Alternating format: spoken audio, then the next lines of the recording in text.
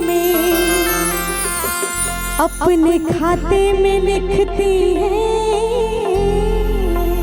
यानी कि जब 9 दिन मैया धरती पे आती हैं स्वर्ग से तो उनका कुछ कार्य होता है। वो क्यों आती हैं इस गाने में बताया गया है। कहते हैं कैसे कि मैया नवरात्रों में, मैया नवरात्रों में जब धरती पे आती है और किसको क्या देना है ये सोच के आती है।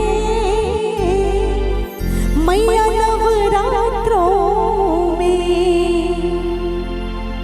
मैया नवरात्रों में, मैया नवरात्रों में जब धरती पे आती है। मैया नवरात्रों में जब धरती पे आती है किसको क्या देना है, किसको क्या देना है ये सोच के आती है। मैया नवरात्रों में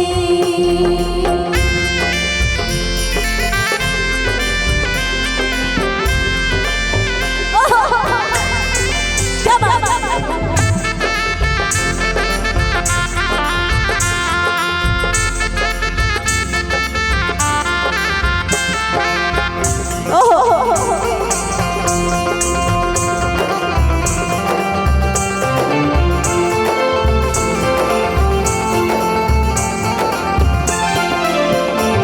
और मीठी मीठी ताली बजेगी। एक बड़ा प्यारा गीत है कि मीठे रस से भरी ओ श्री राधा रानी लागे, महारानी लागे, मन खारो खारो जमुना जीरो पानी लागे।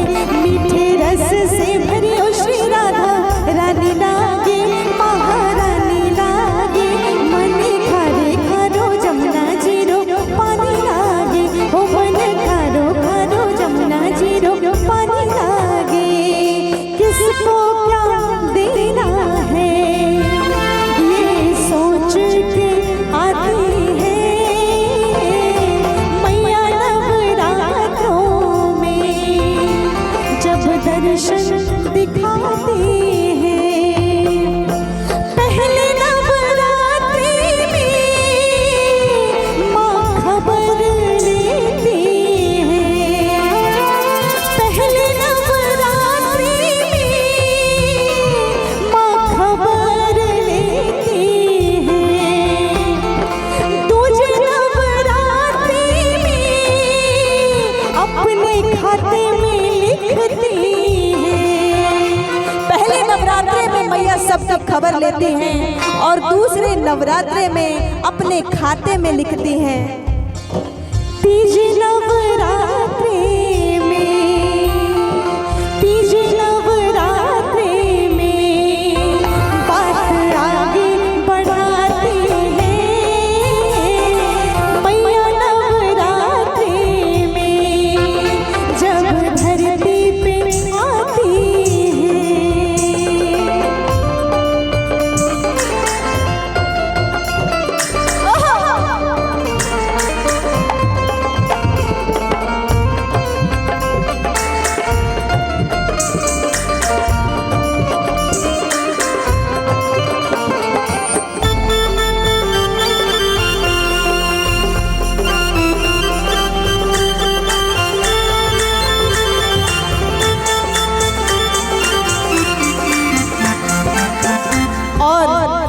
चौथे नवरात्रे में माँ आसन लगाती है। 5वें नवरात्रे में आ गई ये बताती है। चौथे नवरात्रे में माँ आसन लगाती है। चौथे नवरात्रे में माँ आसन लगाती है। 5वें नवरात्रे में आ गई हूँ बताती है।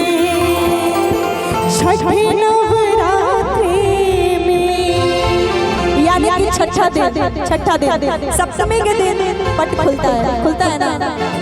छठे नवरात्रि में मैया दर्शन दिखाती है,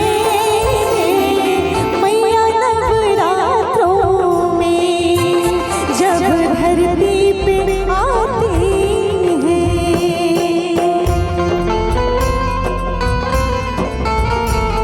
जो होगा देखा जाएगा, लगन तुमसे लगा बैठी।